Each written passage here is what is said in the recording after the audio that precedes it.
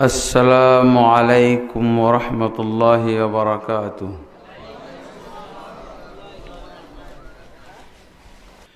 إن الحمد لله نحمده ونستعينه ونستغفره ونعوذ بالله من شرور أنفسنا ومن سيئات أعمالنا.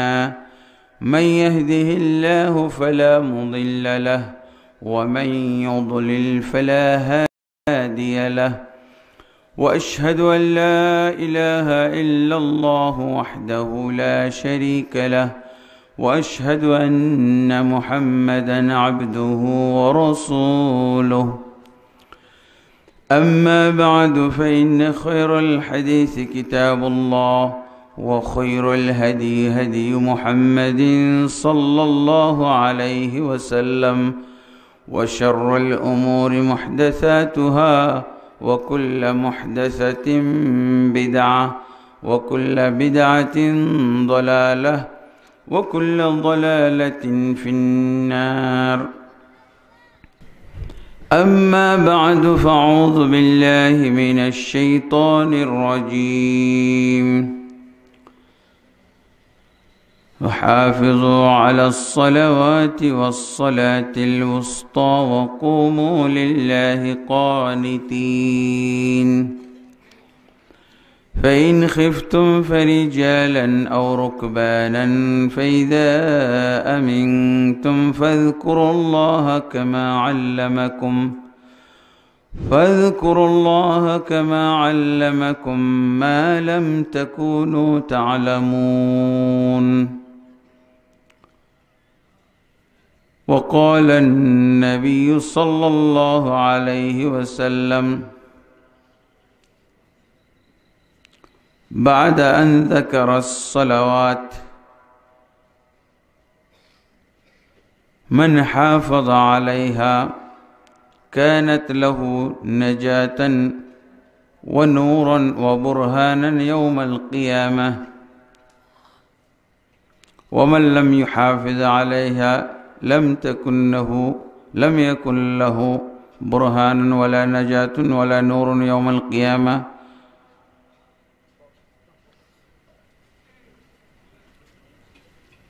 ويحشر مع قارون وفرعون وهامان.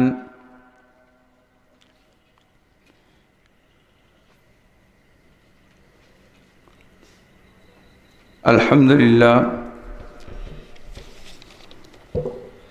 সোনর ইসলামী ইবতিদায়ী মাদ্রাসার উন্নতিকল্পে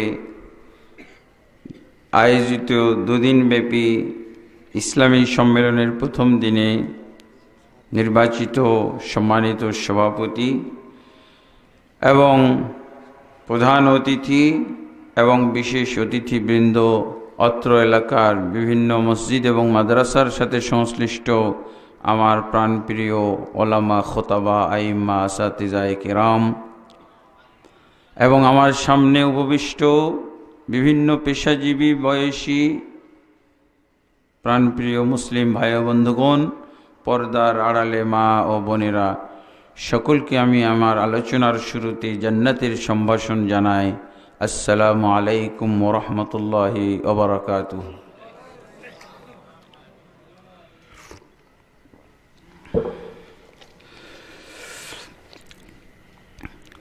আমাদের দেশে অত্যন্ত দুঃখজনক অবস্থা। যে সমস্ত মাহফিলে বেশি শ্রোতা হয়, অনেক শ্রোতা, 50,000, 40,000, 1 লক্ষ শ্রোতা, এরকম অনেক মাহফিলে প্রধান বক্তা নিজেই নামাজ পড়ে না। বুঝেছেন? এরকম কিছু বক্তা আছে, তার বক্তব্য শোনার জন্য 50,000 লোক এসে গেছে, 1 লক্ষ পর্যন্ত লোক হয়ে যায়, কিন্তু বক্তা নিজেই নামাজ পড়ে না।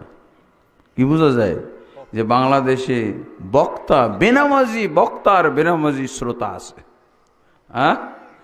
আর এরা এত বিপুল সংখ্যক উপস্থিত হয়েছে কেন?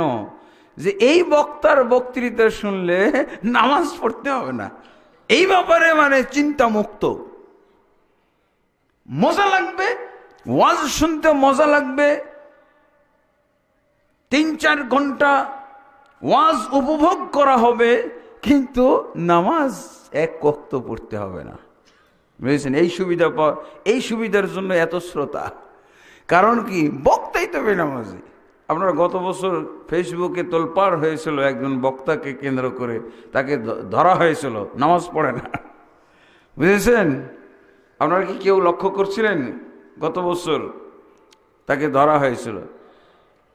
আরে ভাই, ভৈরব থেকে একটা বক্তা, ওর বক্তৃতায় তো বহু লোক হয়, তাকে ধরা হয়েছে, আপনি নামাজ পড়েন না কেন?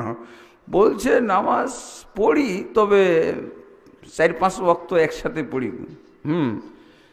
বুঝেছেন তো? বলছে নিয়মিত পড়া হয় না। বুঝেছেন? চাপায়। তা আমি চিন্তা করি, এই জন্যই মনে হয় এখানে এত শ্রোতা। কারণ কি, এর গ্যারান্টি আছে যে এই বক্তার ওয়াজ শুনলে নামাজ পড়তে হবে না, এই ব্যাপারে নিশ্চয়তা আছে। বুঝেছেন? ওইদিকে আবার চাঁপাইনবাবগঞ্জ থেকে আমি বাসে উঠলাম একবার। বাসে ওঠার পর আমার পাশের সিটে যে লোক বসলো, সে আমার পরিচয় জানতেছে। ও তো স্থানীয়, চাঁপাইনবাবগঞ্জ শহরে বাড়ি। যে ভাই, আপনার পরিচয় জানতে পারি? কোথা থেকে, আপনার কি চাঁপাইনবাবগঞ্জ বাড়ি? না, আমি চাঁপাইনবাবগঞ্জে এসেছিলাম ওয়াজ করতে, আমার বাসা ঢাকা। তো এই ওয়াজ মানে বক্তা পরিচয় পাওয়ার পরই বেচারা তার আফসোস প্রকাশ করা শুরু করলো। ভাই, আপনি মনে কিছু করবেন না, বক্তাদের ব্যাপারে আমার একটা বাজে অভিজ্ঞতা হয়েছে। আমি কল্পনাও করতে পারি নাই এত বড় বক্তা এরকম হইতে পারে। সে কি ভাই, বাজে অভিজ্ঞতা বলেন? আমারও কোনো শিক্ষা নেওয়ার থাকলে শিক্ষা নেব, আমিও যেহেতু বক্তৃতা করতে আসছি। তো বলছে আমার বাসাতেই একজন বক্তাকে রাখলাম, আদর আপ্যায়ন, যা খানা দানার ব্যবস্থা আমি করেছিলাম, আমি তার সেবাই ছিলাম। সারাদিন থাকলো, বক্তৃতার পূর্ব পর্যন্ত এক ওয়াক্ত নামাজও পড়ে নাই। লা হাওলা। সাধারণ পাবলিক, তারই এটা মানে খুবই কষ্ট লেগেছে এই অবস্থা। আর আমাদের বাংলাদেশে এইটা আমি গ্যারান্টি দিয়ে বলতে পারি, নামাজি তৈরি করার বক্তা বড় বক্তাদের মধ্যে একজনও নাই। একজনও নামাজি তৈরি, বেনামাজি তৈরি করার বক্তা আছে, কিন্তু নামাজি তৈরি করার বক্তা নাই, একজনও নাই। তাহলে একটা প্রশ্নের জবাব দেন দেখি। আপনারা এত তো ওয়াজ শুনেছেন, বহু ওয়াজ শুনেছেন না? আচ্ছা, বহু ওয়াজের মধ্যে নামাজ বিষয়ের ওয়াজ, নামাজ বিষয়টা কয় নম্বর বিষয় বলেন তো? ইসলামের দ্বিতীয় বিষয়। গুরুত্বের দিক থেকে, দামের দিক থেকে কালেমার ওয়াজের পরেই তো সালাত। হ্যাঁ, ইসলামের সিরিয়াল করলে, ওয়াজের যদি আপনি বিষয় সিরিয়াল করেন, এই সিরিয়ালে ওয়াজও হয় না, কালেমার উপরে ওয়াজ হয়। নামাজি তৈরি করার ওয়াজ হয়, নামাজের উপরে ওয়াজ হয়, কিন্তু নামাজি তৈরি না, বেনামাজি তৈরির ওয়াজ হয়।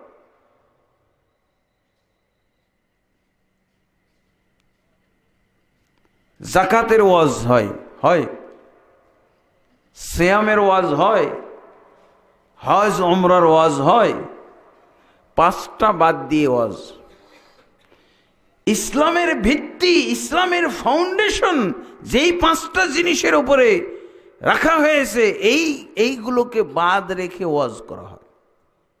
আমি এই জন্য কি আরেকটা বিষয় পয়েন্ট আউট করেছিলাম, কিন্তু আজকে পয়েন্ট আউট করলেও এই বিষয়ে ওয়াজের অনুমতি পাই নাই। কি কালেমা পড়েও কিভাবে কাফের মুশরিক থেকে যায়, এই বিষয়ের ওয়াজ দেখছেন। আগে মুসলমান হইলে না আপনার দ্বিতীয় রকম সালাত কায়েম করবেন, কিন্তু কালেমাতেই যদি সমস্যা থেকে যায়, তাহলে আপনি সালাতে তো যাইতেই পারবেন না। সালাতে আপনার যাওয়ারই কায়দা নেই, আছে? আমরা সিরিয়াল বুঝি না দেখেই আপনারা বলছেন যে সালাতের ওয়াজ করেন। যদি সিরিয়াল বুঝতাম তাহলে বলতেন যে তাহলে কালেমারটাই করেন। আচ্ছা, কালেমারটাও করব কিছু যদি সম্ভব হয় ইনশাআল্লাহ। আর আপনাদের আজকের যে মাহফিল হয়েছে আমি যেটা দেখছি সেটা হলো সোনর ইসলামী ইবতিদায়ী মাদ্রাসার উন্নতিকল্পে। উন্নতিকল্পে এই কথাটার অর্থ তো বুঝেন আপনারা, হ্যাঁ? আর আমাকে দাওয়াত করা হয়েছে, আমি বিশ্বাস করি আপনাদের উন্নতির কল্পে, শ্রোতাদের উন্নতির কল্পে আমাকে দাওয়াত করা হয়েছে। আর আপনাদেরকে দাওয়াত করেছে মাহফিল কর্তৃপক্ষ প্রতিষ্ঠানের উন্নতি কল্পে। একটা বিনিময় হওয়ার ব্যাপার আছে, তাই না? তা আলহামদুলিল্লাহ, আপনারা প্রতিষ্ঠানের উন্নতি কল্পে এই জিনিসটা খেয়াল রাখবেন। আর আমি আপনাদের উন্নয়ন কল্পে, আপনাদের উন্নয়ন বলতে আপনাদের ইমানি উন্নয়ন কল্পে, আপনাদের ধর্মীয় উন্নয়ন কল্পে, আপনাদের ইসলামী উন্নয়ন কল্পে, আপনার ইবাদতের উন্নয়ন কল্পে আমার আলোচনা হবে ইনশাআল্লাহ। ঠিক আছে? তো নামাজি বানানোর আয়াত আমি পাঠ করেছি।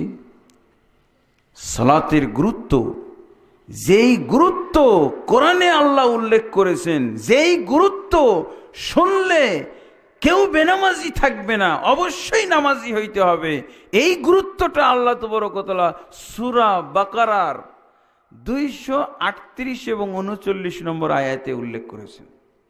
যেই গুরুত্ব শুনলে নামাজি হওয়া ছাড়া উপায় নাই, হইতেই হবে নামাজি, এই গুরুত্ব এবং এই বিষয়টা আল্লাহ তাবারক ওয়া তাআলা সূরা বাকারার 238 এবং 39 নম্বর আয়াতে উল্লেখ করেছেন।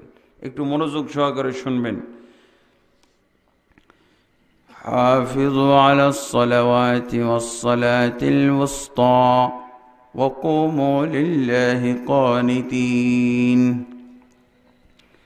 আল্লাহ বলছেন, তোমরা সালাতগুলোর হেফাজত করো। ওয়াসসালাতিল ওয়ুসতা, বিশেষভাবে মধ্যবর্তী সালাতটির হেফাজত করো। ওয়া কুমু লিল্লাহি কানিতিন, এবং তোমরা সকলে আল্লাহর উদ্দেশ্যে বিনীতভাবে দণ্ডায়মান হও, কিয়াম করো, সালাতের কিয়াম করো। আল্লাহ যে বললেন যে তোমরা সালাতগুলোর হেফাজত করো, কতগুলো সালাত বলেন তো? কতগুলো সালাতের হেফাজত করতে বলেছেন বলেন না? আপনারা বুঝতে পেরেছেন? আল্লাহ তো সংখ্যা বলেননি, কি বলছেন? তোমরা সালাতগুলোর হেফাজত করো। কতগুলো সালাতের হেফাজত করব? হ্যাঁ, 5 ওয়াক্ত পাইলেন কোথায়? 5 ওয়াক্ত আছে এখানে, 5 ওয়াক্ত লেখা আছে। আল্লাহ বলছেন সালাতগুলোর হেফাজত করো, বিশেষভাবে মধ্যবর্তী সালাতটির। এই যে সালাতগুলোর হেফাজত করতে বললেন, এটা রাসূলের কাছ থেকে শিখতে হবে। আমার কয় ওয়াক্ত সালাতের হেফাজত করব?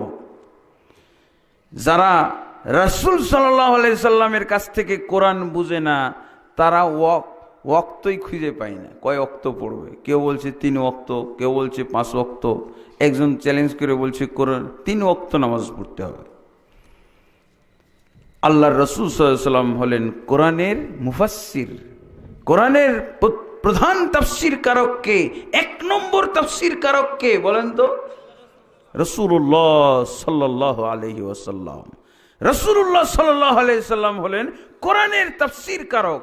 তাহলে এই বহুবচন বলতে, বহুবচন যে আল্লাহ বললেন সালাতগুলোর হেফাজত করো, কত ওয়াক্ত সালাতের হেফাজত করব, এটা কার কাছে জানা যাবে? রাসূলুল্লাহ সাল্লাল্লাহু আলাইহি সাল্লামের কাছে। রাসূলুল্লাহ সাল্লাল্লাহু আলাইহি সাল্লাম বলছেন, সহিহ বুখারী মুসলিমের হাদিসে এসেছে, মুআজ বিন জাবাল রাদিয়াল্লাহু আনহুকে উদ্দেশ্য করে বলেছেন, ফাইনহুম আতাউকা লিযালিকা ফাআলিমহুম আন্নাল্লাহ ইফতারাদা আলাইহিম 5 সালাওয়াতিন ফিল ইয়াওমি ওয়াল লাইলা। হে মুআজ, তোমাকে আমি পাঠাচ্ছি ইয়ামান দেশে কাফেরদেরকে মুসলমান বানানোর জন্য, ইহুদি নাসারাদেরকে মুসলিম বানানোর জন্যে। তাহলে তুমি কিভাবে মুসলমান বানাবে শোনো। ফালিয়াকুন আউয়ালু মা তাদউহুম ইলাইহি শাহাদাতু আল্লা ইলাহা ইল্লাল্লাহ ওয়া ফি রিওয়ায়াতিন ইলা আন ইউহিদুল্লাহ, হে মুআজ তুমি ইয়ামান দেশের কাফির মুশরিক ইহুদি নাসারাদেরকে দাওয়াত দেওয়ার সময় প্রথমে তাদেরকে দাওয়াত দিবে কালেমার দিকে, তাওহীদের দিকে দাওয়াত দিবে। ফাইনহুমা তাউকা লিযালিকা, যদি তারা কালেমার দাওয়াত গ্রহণ করে ফেলে, কালেমার স্বীকৃতি দিয়ে দেয়, কালেমার ঘোষণা দিয়ে দেয়, তবে তুমি তাদেরকে জানিয়ে দাও আন্নাল্লাহা ইফতারাদা আলাইহিম খামসা সালাওয়াতিন, নিশ্চয়ই আল্লাহ তাবারক ওয়া তাআলা তাদের উপরে 5 ওয়াক্ত সালাত ফরজ করেছেন দিনে এবং রাতে। আয়াতের ব্যাখ্যা হলো কয় ওয়াক্ত নামাজ তাহলে আমরা হেফাজত করব? 5 ওয়াক্ত। 5 ওয়াক্ত নামাজের হেফাজত মানে কি? ফরজ আদায় করতে হবে। 5 ওয়াক্ত সালাতের ফরজ আমাদেরকে আদায় করতে হবে। ফরজ শব্দের অর্থটা কি কেউ বলতে পারবেন? হ্যাঁ, ফরজ শব্দের অর্থ কয়জন জানেন? একটু হাত উঠান।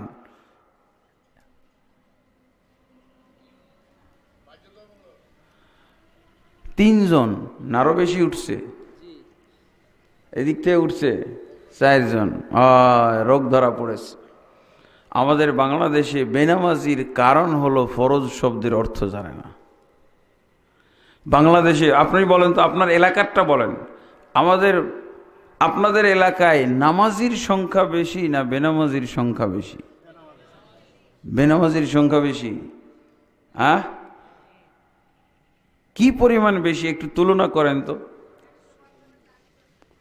80%। ওই যে পিছন দিক থেকে একজন বলছে 80%ই বেনামাজি আর 20% নামাজি। আচ্ছা বলেন, এটা কারেকশন করবেন কে? কত পার্সেন্ট? 70%? 50%? যাক উনি পার্সেন্টেজ বাড়াইছে। হ্যাঁ, ভালো। আর আমার আজকের বিষয় কি ছিল জানেন? কি বিষয়? নামাজ পড়েও বেনামাজি কারা? নামাজ পড়েও কিভাবে বেনামাজি থাকে? তার মানে 50% যদি নামাজি হয়ে থাকে আর বেনামাজি 50%, তো ওই যারা 50% বেনামাজি ওদেরটা বাদ। কোনটা নিয়ে তাহলে আলোচনা আজকে? নামাজ পড়েও যারা বেনামাজি। হ্যাঁ, এটা তো আরো দুঃখজনক ঘটনা। আপনাকে যদি আমি একটা প্রশ্ন করি, এতদিন ওয়াজ শুনেছেন কিন্তু একটা মামুলি প্রশ্নের জবাব শিখেননি। বাংলাদেশে আপনাকে পরিবেশ বুঝাচ্ছি। বাংলাদেশে যে নামাজি তৈরির ওয়াজ, নামাজি বানানোর ওয়াজ হয় না, তার কিছু আমি দলিল আপনাকে দিচ্ছি, তার কিছু নিদর্শন। এত বড় বড় বক্তা, এত বিপুল সংখ্যক শ্রোতা, আর এত ওয়াজ হয়, এটা একই টাইমে হয়। অনেক সময় দেখা যায় হয়তো বাংলাদেশে কয়েক হাজার ওয়াজ মাহফিল হচ্ছে, কয়েক হাজার ওয়াজ মাহফিল হচ্ছে। অথচ আমি একটা প্রশ্ন করব নামাজ সম্পর্কে, এই প্রশ্নের জবাব আপনাদের শেখা হয় নাই। অনেক আলেমও জবাব দিতে চায় না, চুপ থাকে। জবাব শুনি, কি জবাব দেওয়ার দরকার নেই। নামাজি কাকে বলে এইটা একটা প্রশ্ন, আর বেনামাজি কাকে বলে এইটা দ্বিতীয় প্রশ্ন। এই দুটো প্রশ্নের জবাব আমরা এ পর্যন্ত শিখি নাই। কে কে শিখেছে বলেন? নামাজির সংজ্ঞাটা বলেন, কাকে নামাজি বলবেন আর কাকে বেনামাজি বলবেন। দেখেন কত মামুলি। এই দুটো প্রশ্নের জবাব যদি এই বাংলাদেশে এখনো শেখা না হয়, তাহলে কিভাবে আপনি বিশ্বাস করতে পারেন যে এই দেশে নামাজি থাকতে পারে? বেনামাজিটা কিভাবে তাহলে নামাজি হইতে পারবে যদি তার সংজ্ঞাই জানা নাই? ওয়াজ শুনলাম, কিসের ওয়াজ?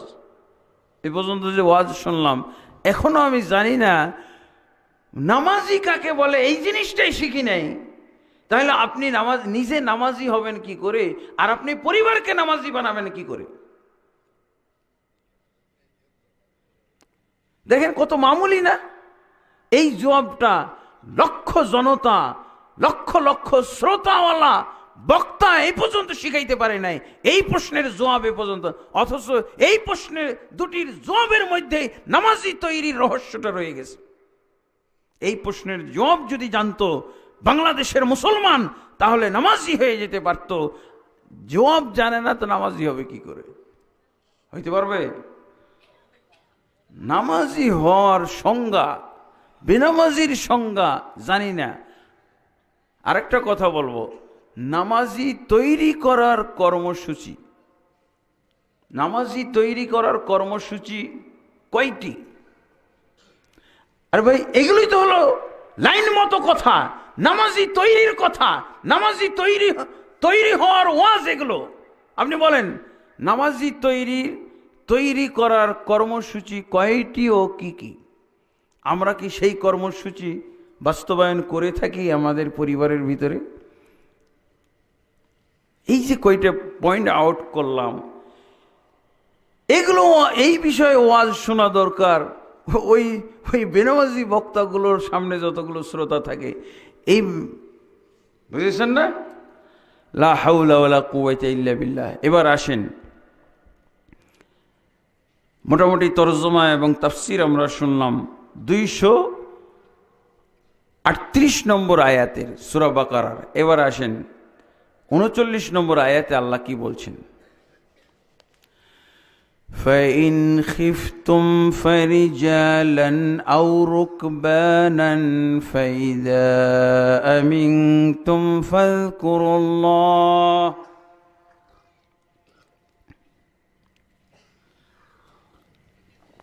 আল্লাহ আগের আয়াতে বললেন তোমরা সালাতগুলোর হেফাজত করো,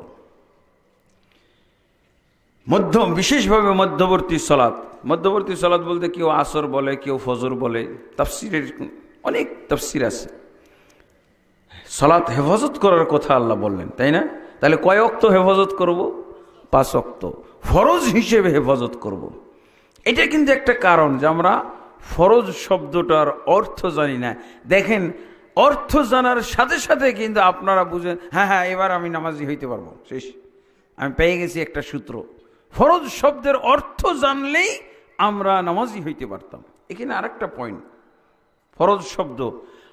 ফরজ শব্দের ইংরেজি অর্থ হলো কম্পালসারি, বুঝেছেন? কম্পালসারি। আচ্ছা, এবার আমাকে জবাব দেন, কম্পালসারি সাবজেক্ট ছাড়া যায়? বলেন না, এটার তো জবাব সবাই পারবেন। বলেন দেখি, কম্পালসারি সাবজেক্ট কি ছাড়া যায়? একজন ছাত্র মেট্রিক পাস করলে কম্পালসারি সাবজেক্ট 10টা পরীক্ষা দিলে সে মেট্রিক পাস হবে। কম্পালসারি সাবজেক্ট কয়টা? 10টা। সে 9 সাবজেক্ট পরীক্ষা দিল, আর একটা সাবজেক্টের বেলায় অসুস্থ হয়ে পড়েছে, 104 ডিগ্রি জ্বর। হ্যাঁ, পিতামাতা কি তাকে জ্বরের কারণে বলবে বাবা থাক, এই একটা সাবজেক্ট বাদ দিয়ে দাও? আর কেউ কি তাকে পরামর্শ এটা দিবে? কেউ মায়া করবে তার প্রতি? কারণ কি, সমাজের সবাই, মাও কম্পালসারির অর্থ বুঝে, বাবাও বুঝে, পরীক্ষার্থী নিজেও বুঝে, আত্মীয় স্বজন সবাই বুঝে। এবার তাকে লাশ বানিয়ে ভ্যানে চড়িয়ে কি করবে? এই পরীক্ষা হলে চল। কম্পালসারি সাবজেক্ট পালন করার জন্যে লাশ হিসেবে, লাশের মতো করে তাকে ভ্যানে বিছানে করে কোথায় নিয়ে যায়? এই কোথায় নিয়ে যাচ্ছেন, কোথায় নিয়ে যাচ্ছেন? বলছে পরীক্ষার হলে। কি জন্য? কম্পালসারি সাবজেক্ট পালন করার জন্য। দেখছেন, কম্পালসারি সাবজেক্ট। তা এই কম্পালসারি কার কম্পালসারি? এটা বোর্ডের পক্ষ থেকে মানুষের আরোপিত কম্পালসারি সাবজেক্ট। মানুষ এই কম্পালসারি নির্ধারণ করেছে, আল্লাহ নির্ধারণ করেছে। বলেন, আল্লাহ কি কোথাও কোরআনে বলেছেন যে তোমাদের মেট্রিক পাস করলে তোমাদের 10 সাবজেক্ট কম্পালসারি পরীক্ষা দিতে হবে, নাহলে জাহান্নামে যেতে যাবে, জান্নাত থেকে বঞ্চিত হবে? এই কথা কোথাও আছে? আচ্ছা, আপনারা আরেকটা জবাব দেন তাহলে, আল্লাহর কম্পালসারি সাবজেক্টের দাম বেশি না মানুষের কম্পালসারি সাবজেক্টের দাম বেশি? কিন্তু আপনি মানুষের কম্পালসারি সাবজেক্টের দাম বেশি দিচ্ছেন, আল্লাহর কম্পালসারি সাবজেক্ট বুঝেনি না। আল্লাহর যে কম্পালসারি সাবজেক্ট আছে এটা বুঝেই না আমরা। আল্লাহু আকবার। এবার আপনি টের পাবেন সূরা বাকারার 239 নম্বর আয়াত থেকে আল্লাহর কম্পালসারি সাবজেক্ট 5 ওয়াক্ত সালাত, এটা টের পাবেন। এটা কত গুরুত্বপূর্ণ, কত মারাত্মক। কি দিয়ে বোঝাচ্ছি আপনাকে? কোরআন। আপনি সালাত পড়েন, কোরআনে সালাতের কথা আছে তাই, কিন্তু কোরআনে সালাত যে কি ধরনের ইবাদত, সালাত যে কোন ধরনের সাবজেক্ট মুসলমানের জীবনে, একজন মুসলিম ব্যক্তি হিসেবে সালাত পড়লে কি হয়, না পড়লে কি হয়, আল্লাহ তাবারক ওয়া তাআলা দেখেন কিভাবে বলছেন। ফাইন খিফতুম, আপনারা কোরআনগুলো দেখেন তরজমা, এই আয়াত সালাতের গুরুত্ব, সালাত কম্পালসারি সাবজেক্ট, এই জিনিসটা যে আল্লাহ কোরআনে এত চমৎকার করে তুলে ধরেছেন, বর্ণনা দিয়েছেন, এই বর্ণনার ওয়াজই তো হয় নাই। কি বলছেন? ফাইন খিফতুম ফারিজালান আও রুকবানান, কম্পালসারি সাবজেক্ট পালন করতে পারবে না এরকম আশঙ্কা হলে আমরা কি করি? তাকে সাহায্য করি। এই যে ভ্যানে করে নিয়ে গেলাম, আশঙ্কা যদি হয় যে এই ব্যক্তি কম্পালসারি সাবজেক্ট পালন করতে পারবে না, এই পরীক্ষার্থীটা কম্পালসারি সাবজেক্ট পালন করতে পারবে না, তখন সবাই তাকে সাহায্য সহযোগিতা করি। কি করি? যাও বাবা, চলো বাবা, ওষুধ খাইয়ে দিলাম, প্যারাসিটামল, হ্যাঁ, অ্যান্টিবায়োটিক, হায়ার অ্যান্টিবায়োটিক খাইয়ে দিয়ে হোক যা হবে, রিয়াকশন অ্যাকশন যা হবে হোক, পরীক্ষাটা আগে দাও, কম্পালসারি সাবজেক্ট আগে কমপ্লিট করো, হ্যাঁ, সহযোগিতা করে। আল্লাহ কি বলছেন? যদি আল্লাহর কম্পালসারি 5 ওয়াক্ত পড়তে বললেন না, যদি কেউ 1 ওয়াক্ত পড়তে না পারে কি হবে? আল্লাহ বলছেন এখানে ফাইন খিফতুম, যদি তোমাদের আশঙ্কা হয়। কিসের আশঙ্কা? এখানে আল্লাহ এমন একটা আশঙ্কার কথা তুলে ধরেছেন, ওই ক্ষেত্রে তো আশঙ্কা হয় বলতে মরার আশঙ্কা তো নাই, ও যে মরে যাবে, বেঁচে থাকলে তো আবারও পরীক্ষা দিতে পারবে ওই সাবজেক্টটা। কিন্তু আল্লাহ কি বলছেন দেখেন, ফাইন খিফতুম, যদি তোমরা আশঙ্কার মধ্যে পড়ে যাও, যদি তোমাদের ভয় হয় কম্পালসারি সাবজেক্ট পালন করতে পারবে না। কম্পালসারি সাবজেক্ট কি উল্লেখ হয়েছে বলেন তো? আগের আয়াতে 5 ওয়াক্ত সালাত। যদি এই কম্পালসারি সাবজেক্ট 5 ওয়াক্ত সালাতের কোনো 1 ওয়াক্ত তোমার পড়তে গেলে আশঙ্কা হয়, জান নাশের, জীবন নাশের আশঙ্কা হয়, হত্যার আশঙ্কা হয়, মেরে ফেলার আশঙ্কা হয়, কি বলছেন? যদি সালাত তো 5 ওয়াক্তই পড়তে হবে, কিন্তু কোনো 1 ওয়াক্ত পড়তে গেলে, যেমন আপনি এখন নামাজটা পড়লে আপনাকে শত্রু খুঁজে বেড়াচ্ছে, আর আপনি দাঁড়িয়ে দাঁড়িয়ে মসজিদে নামাজ পড়বেন? আপনি জানছেন যে শত্রু আমাকে খুঁজছে, কিসের জন্য? হত্যা করার জন্যে। তখন কি আপনি মসজিদে বসে দাঁড়িয়ে দাঁড়িয়ে নামাজ পড়বেন কিবলামুখী হয়ে মুসল্লায় দাঁড়িয়ে? আল্লাহ বলছেন ফাইন খিফতুম, যদি তোমাদের আশঙ্কা হয় স্থিরভাবে, নিয়মতান্ত্রিকভাবে কোনো 1 ওয়াক্ত সালাত পড়তে গেলে, এরকম অনেক পরিস্থিতি আছে না, সাহাবীদের যুগে বিশেষভাবে যুদ্ধের সময় এইগুলো আশঙ্কা মারাত্মক। মুসলমান আর কাফের যুদ্ধ করতে গেছে,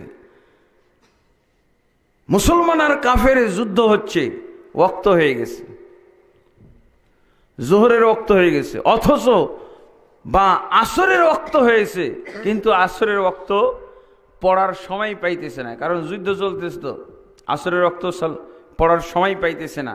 তাহলে কি করবে?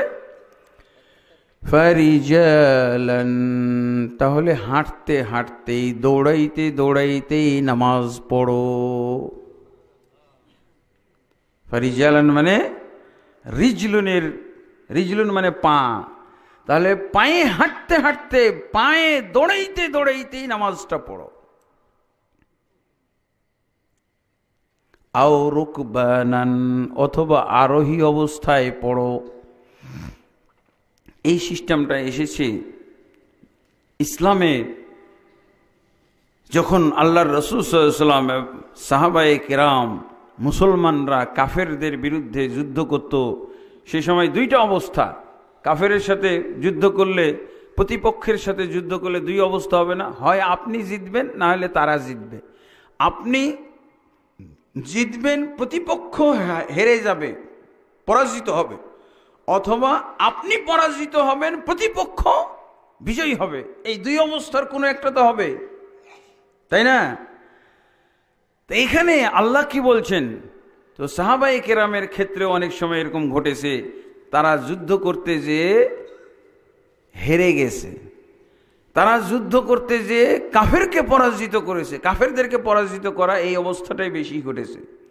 কিন্তু আল্লাহ কি বলছেন? ফাইন খিফতুম ফারিজালান, যদি তোমরা হেরে যাও, যদি তোমরা হেরে যাওয়ার পর পালিয়ে যাও, পালাইতে হবে না? হেরে গেলে পালাইতে হবে তো। তো আল্লাহ কি বলছেন? ফাইন খিফতুম ফারিজালান। এখন নামাজের ওয়াক্ত হয়ে গেছে, আসরের ওয়াক্ত তো সূর্য ডুবার আগেই পড়তে হবে, তাই না? কিন্তু আল্লাহ কি বলছেন? ফাইন খিফতুম, যদি আসরের সালাত বা যে কোনো সালাত টাইম মতো পড়তে যাও, পড়তে গেলে শত্রুর কবলে পড়ে যাও, শত্রুর হাতে ধরা খাও, ধরা পড়ে যাও, তাহলে আল্লাহ বলছেন ফারিজালান, দৌড়াইতে দৌড়াইতে নামাজ পড়ো। আও রুকবানান, অথবা শত্রু থেকে নিরাপদে যাওয়ার জন্য মোটর সাইকেলে করে পালাইতেছি, প্রাইভেট কার চালিয়ে পালাইতেছি, আল্লাহ বলছেন আও রুকবানান, তাহলে আরোহী অবস্থায়, বাহনে চড়া অবস্থায় তোমরা সালাতটা পড়ো। যেই ওয়াক্তেরই সালাতের ক্ষেত্রে এরকম ঘটে যাবে যে আমি নামাজটা পড়লে শত্রু আমাকে ধরে ফেলবে, হত্যা করবে, তখন আল্লাহ পরামর্শ দিয়েছেন যে দুইভাবে। আমরা পালাইলে তো দুইভাবে পালাই, হয় পায়ে হেঁটে পায়ের সাহায্যে দৌড় দিয়ে পালাবো, অথবা কোনো বাহনে চড়ে, ঘোড়ায় চড়ে, মোটর সাইকেলে চড়ে, প্রাইভেট কারে চড়ে দ্রুত গতিতে পালাবো। তা আল্লাহ দুইভাবে বলছেন, ফারিজালান আও রুকবানান, দৌড়াইতে দৌড়াইতে পড়ো, অথবা আরোহী অবস্থায় পড়ো। কিন্তু আল্লাহ বলছেন মাপ, এটা মাপ হবে 5 ওয়াক্তের মধ্যে কোনো এক ওয়াক্তে যদি এরকম ঘটে যায় তো আল্লাহ বলছেন দৌড়াইতে দৌড়াইতে পড়ো। আর আমরা কি করি? টাস খেলার ব্যস্ততায় নামাজ পড়ি না। কেন নামাজ পড়ি না? টাস খেলতেছি। হ্যাঁ, কেন নামাজ পড়ি না? ওই বন্ধুর সাথে গল্পে মেতে গেছি। কেন আমি নামাজ পড়ি না? খুশগপ্প করতেছি, লা হাওলা, কাজে ব্যস্ত আছি। আর আল্লাহ কি বলছেন? তোমার জানের ভয় থাকলেও তোমাকে সালাত পড়তে হবে, কারণ এটা হলো আল্লাহর কম্পালসারি সাবজেক্ট, ছাড়ার কোনো সুযোগ নাই। আল্লাহর কম্পালসারি সাবজেক্ট ছাড়ার কোনো সুযোগ আছে? এরপর আজকে আরেকটা হাদিসের তরজমা আপনাদের জানা হবে, হাদিসের নির্দেশনা জানা হবে। রাসূলুল্লাহ সাল্লাল্লাহু আলাইহি ওয়াসাল্লাম বলছেন, বাইনাল আবদি ওয়াল কুফরি ওয়াল শিরকি তারকুস সালাহ, আল্লাহর বান্দা এবং কাফির মুশরিকের মধ্যে পার্থক্য হলো সালাত ত্যাগ করা। যে ব্যক্তি সালাত পড়ে এ হলো আল্লাহর বান্দা, মুসলিম। আর যে ব্যক্তি সালাত ছেড়ে দেয় সে ব্যক্তি হলো কাফির অথবা মুশরিক। সাহাবায়ে কেরাম যুদ্ধের সময় যখন পালাইতেন, পালাবার সময় যে নামাজ পড়া হয়, এই নামাজ, এই পদ্ধতির নাম কি জানেন? এটার পদ্ধতি, এই পদ্ধতিগুলো এই আশঙ্কার সময়, জানের ভয়ের সময়, জীবন নাশের সময় যে সালাত পড়া হয়, এটার 4টা পদ্ধতি পাওয়া যায় হাদিসে। রাসূলুল্লাহ সাল্লাল্লাহু আলাইহি ওয়াসাল্লামের সাহাবীদের জীবনে তারা 4 ধরনের সালাত পড়েছেন। এই সালাতকে বলা হয় সালাতুল মাতলুব। মনে থাকবে, সালাতুল মাতলুব মানে ধাওয়াকৃত ব্যক্তির সালাত আদায়ের পদ্ধতি। ধাওয়াকৃত মানে আমি পালাইতেছি, কাফের শত্রু আমাকে ধাওয়া করতেছে হত্যা করার জন্যে, কারণ আমি যুদ্ধে হেরে গেছি। মুসলমানরা যুদ্ধে হেরে গেলে এক অবস্থায় শুধু পালানো জায়েজ আছে, পালানোটাও হলো কবিরা গুনাহ। যুদ্ধের মাঠ থেকে পালানো হলো কবিরা গুনাহ। তবে একটা অজুহাতে পালাইতে পারে, যে কাফের শত্রুদের এই মোকাবেলা করার জন্য আরো বেশি পরিমাণ শক্তি সঞ্চয় করে যুদ্ধের জন্য ফিরে আসার উদ্দেশ্যে পালানো যায়, ঠিক আছে। তারপরে যুদ্ধের যিনি সেনাপতি তিনি যদি অর্ডার দেন, অনুমতি দেন, তাহলে বুঝেছেন। এখন পালাইলেই তো আর কাফেররা ছেড়ে দিবে না, তারা তো বন্দি করবে গ্রেফতারের জন্য। তখন সাহাবায়ে কেরাম যে নামাজটা পড়তেন, এই নামাজের নাম হলো সালাতুল মাতলুব, ধাওয়াকৃত ব্যক্তির নামাজ, পলায়নকারী ব্যক্তির নামাজ। পলায়নকারী তার মানে কিভাবে নামাজ পড়বে? এখন শত্রু যেই গতিতে দৌড়াইতেছে তাকে ধরার জন্য, তার চেয়ে বেশি গতিতে দৌড়াইবে। হ্যাঁ, আলহামদুলিল্লাহ রাব্বিল আলামিন মালিক ইয়াউমিদ্দিন পড়তে দৌড়াবে। যদি এই নামাজটা দৌড়াইতে দৌড়াইতে না পড়ে তাহলে কি হবে জানেন? কেন তারা পড়তেন জানেন? এই যে কিছুক্ষণ আগে যে হাদিসটা পড়লাম, আল্লাহর বান্দা এবং কাফের মুশরিকের মধ্যে পার্থক্য হলো সালাত ছেড়ে দেওয়া। যদি সূর্য ডুবার আগেই আসরের ওয়াক্ত আসরের সালাতটা না পড়ে, তাহলে যে তাকে ধাওয়া করতেছে আর যার ধাওয়া খেয়ে সে পালাইতেছে। আচ্ছা, ধাওয়াকারী আর ধাওয়াকৃত ব্যক্তির মধ্যে পার্থক্য কি? দুজনের নাম কি? যে ধাওয়া করতেছে সে কাফের, আর যে ধাওয়াকৃত, যে পালাইতেছে ভয়ে, একই মুসলমান। তো এই মুসলমান কেন এই পলায়নরত অবস্থায় সে দৌড়াইতে দৌড়াইতে কেন নামাজ পড়বে? রাসূল সাল্লাল্লাহু আলাইহি ওয়াসাল্লাম বলছেন, কাফের মুশরিকের মধ্যে পার্থক্য হলো সালাত ত্যাগ করা। সালাত ওই কাফেরের মধ্যে এবং সে যে পলায়ন করতেছে তার মধ্যে পার্থক্য সূচিত করার জন্যে সে এমনভাবে নামাজ পড়বে। কেননা এভাবে নামাজ পড়বে কেন? ওই যে কাফের তাকে ধাওয়া করতেছে, এই কাফের আর এ হলো মুসলমান, এটা পার্থক্য রাখার জন্যে, পার্থক্য করার জন্যে এই অবস্থাতে তার নামাজ পড়তে হবে। যদি নামাজ ছেড়ে দেয় এই অবস্থায়, তাহলে কি হবে? যে ধাওয়া কাফের আর মুসলমান এক হয়ে গেল। এই জন্য তারা নামাজ পড়তেন। কেন নামাজ পড়তেন বুঝেছেন? ইসহাক বিন রাহওয়ে উনি বলছেন, আল্লাহর রসুলের যুগ থেকে শুরু করে আমার যুগ পর্যন্ত, ইমাম বুখারীর উস্তাদ ইসহাক বিন রাহওয়ে, আল্লাহ রসুলের যুগ থেকে শুরু করে আমার যুগ পর্যন্ত কোনো ব্যক্তি যদি এক ওয়াক্ত নামাজ ছেড়ে দিত আর পরবর্তী ওয়াক্ত প্রবেশ করত, তাহলে এই ব্যক্তিকে কাফের ধরা হতো। এরপরে থেকে সব বেনামাজির কিসসা কাহিনী শুরু হয়েছে। ইমাম বুখারীর উস্তাদ ইসহাক বিন রাহওয়ের যুগ পর্যন্ত কোনো ব্যক্তি যদি নামাজ ছেড়ে দিত এবং আর এক ওয়াক্ত পরবর্তী ওয়াক্ত চলে আসতো, তাকে কাফের ধরা হতো। বন্ধুগণ, আর সাহাবায়ে কেরাম এই অবস্থায় নামাজ পড়তেন কেন? পার্থক্য ঠিক রাখার জন্য। যদি সে আসরের সালাত পড়ে নাই, জান বাঁচানোর জন্য দৌড়াইতে দৌড়াইতে সে সূর্য ডুবে গেছে, তাহলে যে তাকে ধাওয়া করতেছে তার মধ্যে আর এই সাহাবীর মধ্যে কোনো পার্থক্য নাই, দুজনই কাফের। এই জন্য এত হুমকি, এত ঝুঁকি, জান বাঁচানোর তাগিদে দৌড়াইতেছে। এখানে দুইটা ফরজ আদায় করতেছে, জান বাঁচা ফরজ আর ইমান বাঁচা ফরজ, দুই ফরজ আদায় করতেছে এই যে দৌড়ে দৌড়ে নামাজ পড়ার মাধ্যমে। হ্যাঁ, আরেকটা, এটা কি সালাতুল মাতলুব। আর এক প্রকার সালাত হলো সালাতুত তালিব, ধাওয়াকারী ব্যক্তির নামাজ। ধাওয়াকারী ব্যক্তির নামাজ। এখন কাফেররা হেরে গেছে, মুসলমান জিতে গেছে, কাফের এখন পালাবে না। কিন্তু আপনি জিতে গেছেন দেখে আপনার দায়িত্ব শেষ হয়ে যায় না।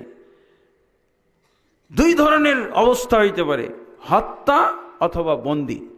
বন্দি করাটাও ফরজ। এই যে কাফের পালাইতেছে, আপনি তাকে ছেড়ে দিবেন না, তাকে বন্দি করাটাও ফরজ। যুদ্ধের মাঠে বন্দি করবেন, সেটাও ফরজ আপনার উপরে। এখন কাফের পালাইতেছে আর আপনি তাকে ধরার জন্য ধাওয়া করতেছেন, কিন্তু দেখা যাচ্ছে যে ফজরের আসরের নামাজটা পড়া হয় নাই, আসরের নামাজ পড়া হয় না আপনার, সূর্য ডুবে যাচ্ছে, তখন আপনি কি করবেন? যেই নামাজটা পড়তে হবে দৌড়াইতে দৌড়াইতে পড়বেন, দৌড়াইতে দৌড়াইতে। এখন আপনি যান বাঁচানোর জন্য নামাজ পড়তেছেন না, এখন আপনি কি জন্য না যান বাঁচানো, শত্রু আপনার নাগাল থেকে হারিয়ে যাবে, শত্রু আপনার নাগাল মুক্ত হয়ে যাবে, শত্রু হারিয়ে যাবে, এই আশঙ্কায় এখন আপনি কি করবেন? দৌড়াইতে দৌড়াইতে নামাজ পড়বেন। আলহামদুলিল্লাহ রাব্বিল আলামিন আর রহমানির রহিম মালিক ইয়াউমিদ্দিন ইয়াকা না'বুদু ওয়া ইয়াকা নাস্তাঈন ইহদিনাস সিরাতাল মুস্তাকিম সিরাতাল লাযিনা আন'আমতা আলাইহিম গায়রিল মাগদুবি আলাইহিম ওয়ালাদ-দাল্লিন। আল্লাহু আকবার। আপনি অন্য সূরা পড়েন আর না পড়েন, সূরা ফাতিহা পড়বেন অবশ্যই, সূরা ফাতিহা পড়ে আল্লাহু আকবার। কিন্তু আল্লাহ দেখছেন কতগুলো আপনাকে নামাজের কতগুলো নিয়ম এখানে বাদ পড়েছে জানেন? দাঁড়ানো, কিয়াম করা, এটা বাদ, কিবলা বাদ, রুকু বাদ, সেজদা বাদ, তাশাহুদে বসা বাদ, কতগুলো মাইনাস। কিন্তু সালাত পড়তে হবে। আপনার এখানে কিবলা কি? শত্রু হলো কিবলা, সে যেদিকে দৌড়াইবে ওই দিকে আপনিও দৌড়াবেন, আর নামাজ চলবে। কম্পালসারি সাবজেক্ট, এর নাম হলো কম্পালসারি। আল্লাহ যে সাবজেক্ট কম্পালসারি করে দিয়েছেন, এই কম্পালসারি সাবজেক্ট পালন এইভাবে করতে হয়। এখন শত্রুকে ধরে ফেলেছেন, রশি আপনার সাথে, শত্রুকে বাঁধবেন আর সালাত পড়বেন। আলহামদুলিল্লাহ রাব্বিল আলামিন, আল্লাহু আকবার, সুবহান রাব্বিল আযীম, সুবহান রাব্বিল আযীম, আর বাঁধতেছেন আর নামাজও চলতেছে। কি? সুবহান রাব্বিল আলা, সামি আল্লাহু লিমান হামিদা, আল্লাহু আকবার, সুবহান রাব্বিল আলা, এগুলো সব চলতেছে আর কাজও চলতেছে। কি হবে? কারণ কি? দুইজনের মধ্যে পার্থক্য বলেই তো এই ঘটনা ঘটতেছে। ও কাফের আর আপনি মুসলমান, এই জন্য তো তাকে ধাওয়া করতেছেন, আর এই জন্য তো দুইজনের মধ্যে যুদ্ধটা। আল্লাহ রসুল বলছেন, যে ব্যক্তি সালাত পড়ে না সে ব্যক্তি কাফের মুশরিক। পার্থক্য নাই, কোনো পার্থক্য নাই। এই পার্থক্য বজায় রাখার জন্য তারা এত কষ্ট করে সালাত পড়তেন, কম্পালসারি সাবজেক্ট পালন করতেন। এইভাবে আর একটা সালাত হলো সালাতুত তালাহুম। এগুলো শুনেছেন? এই যে কম্পালসারি সাবজেক্ট ছাড়া যায় না। দেখেন কি কি অবস্থা, কত ক্রিটিক্যাল অবস্থায়। আপনাদেরকে তো এই ওয়াজ শুনে মনে হচ্ছে কৌতুক বলতেছি, তাই না? কৌতুকের মতো বলে কি, নামাজ বেলে ছাড়া যায় না, সারা জীবন ছাড়লাম, আরো ভবিষ্যতে ছাড়বো যতদিন বেঁচে থাকবো। এই ওয়াজ কৌতুকের মতো মনে হচ্ছে, তাই না? কৌতুক না, রেফারেন্স দিয়ে দিয়েছি। হতভাগা মুসলমান রেফারেন্স নিয়ে যান। 200 সূরা বাকারা। সূরা বাকারা মানে আমার কোরআনের না, আপনাদের কোরআনের সূরা বাকারার কথা বলছি। সূরা বাকারার 238 এবং 39 নম্বর আয়াত। আর এক প্রকার সালাত আছে, সেই সালাতের নাম হলো সালাতুত তালাহুম। তালাহুম মানে লাহাম শব্দের, লাহাম মানে হলো গোশত। সালাতুত তালাহুম, তালাহুমের অর্থ গোশতের সাথে গোশত লেগে যাওয়া। আগের যুগে যে যুদ্ধগুলো হইতো, তলোয়ার বর্ষা, দুই পক্ষ এইরকম মিশ্রিত হয়ে যেত, একাকার হয়ে যেত, এক মাঠে একাকার হয়ে যেত। শুধুমাত্র ইউনিফর্ম এবং তারা একটা প্রতীক দিয়ে চিনত আরেকজনকে, তাই না? এখন যখন আপনি মোকাবেলা, আপনি আমার 1 ফিট দূরত্বে আছেন, 1 ফিট দূরত্ব, গায়ে গায়ে লেগে যায়, অনেক সময় মল্লযুদ্ধ হয়ে যেত। এই সময় হলো কি, এই সময় যে নামাজ পড়তো, এই নামাজের নাম হলো সালাতুন ফিত তালাহুম বা সালাতুন ফি ওয়াক্তি তালাহুম। তালাহুমের সময় দুই পক্ষের বাহিনী সংমিশ্রিত হয়ে যায়, একাকার হয়ে যায়, যে নামাজ পড়তে হয় এটাকে সালাতুত তালাহুম বলে। মিশ্রিত, দুই বাহিনীর মিশ্রিত অবস্থায় সংমিশ্রিত হয়ে যাওয়ার সময় যে নামাজ পড়বেন সেটা কি? এখন আপনার হাতে, এক হাতে ঢাল আর এক হাতে তলোয়ার, যুদ্ধ চলতেছে আগের যুগের মতো। এখনকার যুগে তো বাস যে অস্ত্র তৈরি হয়েছে আমেরিকা থেকে ছেড়ে দেবে বাংলাদেশ শেষ। আর আগের যুগে মুখোমুখি যুদ্ধ, সেকেন্ডে ফয়সালা, কয়েক সেকেন্ডে হয় আপনি লাশ আর না হলে সেই লাশ। একজন আর একজনের লাশ দেখা দেখি করবে, যে মারতে পারবে কায়দা করে সে হত্যাকারী, আর যার গায়ে মারতে পারলো সে নিহত হয়ে গেল। সেকেন্ডের মধ্যে ফয়সালা। এমন সময় সালাত, যেই সালাত পড়তে হয়, এই সময় যেই সালাত পড়তে হয় সেই সালাতের পদ্ধতির নাম হলো সালাতুত তালাহুম। দুই পক্ষের সংমিশ্রিত অবস্থায় সালাত পড়বেন। তাহলে আপনি ডাল দিয়ে আঘাত আড়াবেন, আবার আঘাতও করবেন। এমন সময় আলহামদুলিল্লাহ রাব্বিল আলামিন আর রহমানির রহিম মালিক ইয়াউমিদ্দিন ইয়াকা না'বুদু ওয়া ইয়াকা নাস্তাঈন। যুদ্ধ কেন হচ্ছে ভাই? দুই পক্ষের মধ্যে যুদ্ধ। পার্থক্য আছে না নাই? কি মুসলমান আর কাফের। আর আল্লাহ রাসূল সাল্লাল্লাহু আলাইহি ওয়াসাল্লাম বলছেন মুশরিক এবং কাফেরের মধ্যে পার্থক্য নির্ণয়ের ব্যবস্থা হলো সালাত। কেন ওই সময় সালাত পড়ছে মুসলমানটা? তাহলে তো তার সাথে যুদ্ধ করার কোনো কারণই নাই, কোনো অজুহাতই থাকতে পারে না। কেন তার সাথে আমি এভাবে যুদ্ধ করতেছি? সেই কাফের আর আমি মুসলমান। এখন যদি আমি নামাজটা না পড়ি, এই অবস্থাতেও নামাজ পড়তে হবে। সেই নামাজকে আল্লাহ কত ছাড় দিয়েছেন? 4 রাকাতের নামাজ 1 রাকাত। তালাহমের সময় 4 রাকাতের নামাজ 1। নর্মাল ভয় ভীতির সময় 4 রাকাতের সালাত 2 রাকাত। বুঝেছেন তো? আর তালাহমের সময় 4 রাকাতের সালাত 1 রাকাত। দেখছেন কত হালকা করেছেন। কিন্তু পার্থক্য নির্ণয়ের জন্য, পার্থক্য বজায় রাখার জন্যে সালাত পড়তেই হবে। কারণ এটা হলো মুমিন হওয়ার জন্যে, ঈমান রক্ষার জন্যে কম্পালসারি সাবজেক্ট। কম্পালসারি সাবজেক্ট ঈমান রক্ষার জন্য। আপনি তো পাস করার জন্য কম্পালসারি এটা সাবজেক্ট পড়েছেন, আর এটা হলো ঈমান রক্ষার জন্য, মুসলমান হিসেবে টিকে থাকার জন্য, মুসলমান নামটা আল্লাহর খাতায় বহাল রাখার জন্য এই কম্পালসারি সাবজেক্ট পড়তে হবে, পালন করতে হবে। আপনি ইতিহাস দেখেন, সাহাবায়ে কেরাম এই সব প্রকার সালাত পড়েছেন। সর্বপ্রকার সালাত, যত প্রকার বললাম 4 প্রকার, সবই সাহাবায়ে কেরামের জীবনে ছিলেন। 1 রাকাত, তাহলে 3 রাকাত আল্লাহ মাইনাস করেছেন। আর 1 রাকাত নামাজ কত শর্ট করে পড়বেন? আপনার দাঁড়ানো নাই, রুকু নাই, সেজদা নাই, তাশাহুদ নাই, বৈঠক নাই, কিবলা নাই। বুঝেছেন?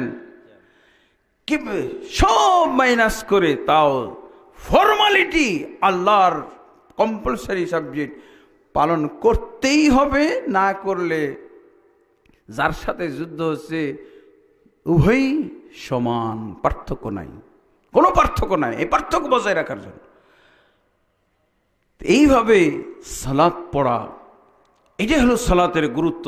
তা আল্লাহ কি বলছেন শুনেন, ফাইন খিফতুম ফারিজালান আও রুকবানান, যদি তোমাদের জানের ভয় থাকে তাহলে তোমরা দৌড়াইতে দৌড়াইতে নামাজ পড়ো, অথবা আরোহণরত অবস্থায়, আরোহণে বসা অবস্থায় সালাত পড়ো।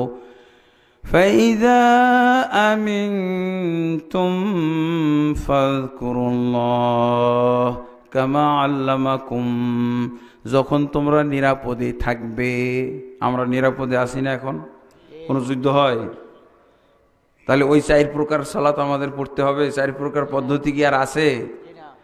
তাহলে আল্লাহ কি বলছেন, ফাইযা আমিনতুম, যখন তোমরা নিরাপদে থাকো, নিজেদের বাসা বাড়িতে থাকো, গ্রামে থাকো, মুকিম অবস্থায় থাকো, ফাযকুরুল্লাহ, তাহলে তোমরা আল্লাহর জিকিরের জন্যে সালাত আদায় করো। কোন নিয়মে? কামা আল্লামাকুমুল্লাহ, যেইভাবে আল্লাহ তোমাদেরকে, যেই পদ্ধতিতে আল্লাহ তোমাদেরকে নামাজ শিক্ষা দিয়েছেন সেইভাবে পড়ো। মা লাম তাকুনু তা'লামুন, যা তোমরা আগে জানতে না। আমরা তো আগে নামাজও জানতাম না, পদ্ধতিও জানতাম না। জানতাম? কে জানিয়েছে? আল্লাহ জানিয়েছেন। আমাদের সবাইকে আল্লাহ জানাইছেন, আল্লাহ মুহাম্মদকে জানিয়েছেন, আর মুহাম্মদ আমাদেরকে জানিয়েছেন সাল্লাল্লাহু আলাইহি ওয়াসাল্লাম। তারপরে উনি কি বলেছেন, সল্লু কামা রাআইতুমুনি উসাল্লি, তোমরা নামাজ পড়ো, সালাত পড়ো ওইভাবে যেভাবে আমাকে সালাত পড়তে দেখো। বুঝেছেন? এবার এবার আমাদের বিষয়ের দিকে আসতেছি। কি বলেছিলাম? নামাজ পড়েও যারা বেনামাজি। হ্যাঁ, তাহলে বলেন তো, আল্লাহ 5 ওয়াক্ত সালাত ফরজ করেছেন, পড়তে হবে আমাদেরকে কয় ওয়াক্ত তাহলে? হ্যাঁ, জানের ভয় থাকলে কয় ওয়াক্ত পড়ব? জীবন নাশের ভয়, শত্রু আমাকে হত্যা করে ফেললে তখন কয় ওয়াক্ত পড়ব?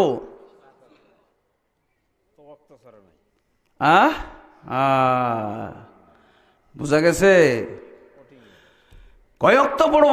জান ভয়, জানের ভয়, সংহারের ভয়, নিহত হওয়ার ভয়, হত্যার ভয় যখন থাকবে তখনও 5 ওয়াক্ত। তাহলে এবার আপনার কাছ থেকে জবাব বের হবে, কথা গোছায় আসছে যে ওই 1 ওয়াক্ত ছেড়ে দিল ও তাহলে নামাজি না বেনামাজি? হ্যাঁ,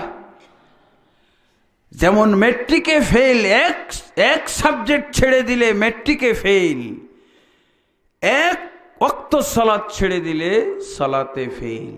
আর যে সালাতে ফেল সে কি ইসলামে পাস? ইসলামে ফেল। সে জান্নাতে ফেল, জাহান্নামে পাস। কিসে পাস? জাহান্নামে পাস। এবার ক্লিয়ার হয়েছে?